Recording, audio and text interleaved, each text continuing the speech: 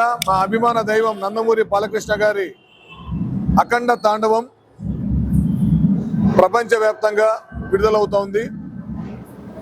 బాలకృష్ణ గారు చేసిన ఇప్పటివరకు అన్ని సినిమాలు ఒక సామాజిక సందేశాన్ని, మంచి కమర్షియల్ సినిమాలు అందించాడు.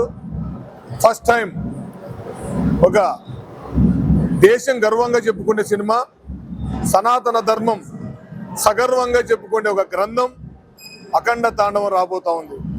ఎందుకంటే ఆ రోజుల్లో అన్న నందమూరి తారక రామారావు గారు పురాణత పాత్రలు చేయాలన్నా, వేదాలు చెప్పాలన్నా, సాంస్క్రిట్ తెలియని వారికి సైతం రాముడు ఎలా ఉంటాడో, కృష్ణుడు ఎలా ఉంటాడో చదువు రాని వారికి సైతం మహాభారతం అంటే ఏంటి, రామాయణం అంటే ఏంటి, భవిష్యత్ కాలజ్ఞానం గురించి బ్రహ్మం గారు ఏం చెప్పారని ఆ రోజు గొప్ప చిత్రాలు మనకి అందించాడు.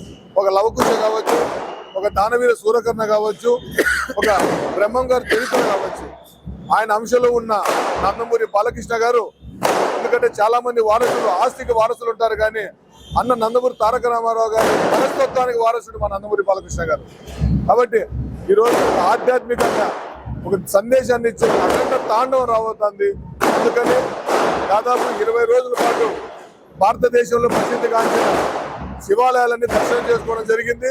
ముఖ్యంగా గౌడాద్రి సురేష్ శర్మ గారి ఆధ్వర్యంలో, భరద్వాజ్ బాలాజీ గారి ఆధ్వర్యంలో ఇవాళ మహారుద్రాభిషేకం నిర్వహిస్తున్నాం. ఎందుకంటే ఆ పరమేశ్వరి ప్రీతిపాత్రమైన ఆ రుద్రుని అభిషేకాన్ని ఇవాళ నిర్వహించడం, ఎందుకంటే ఆ శివుని కృప మనందరికీ ఎప్పుడు ఉండాలని. ఈ థియేటర్లన్నీ శివాలయాలుగా మారిపోతున్నాయి. ఇలాంటి గొప్ప సినిమా నాకు తెలిసి ఈ 40 ఏళ్లలో ఇలాంటి గొప్ప సినిమా ఇంతవరకు రాలేదు. అఖండ తాండవం నవ్వుతో నా భవిష్యత్తు. జై అఖండ, అఖండ రుద్రాయ శివాయ నమః. ఓం నమః శివాయ. ఓం నమః శివాయ.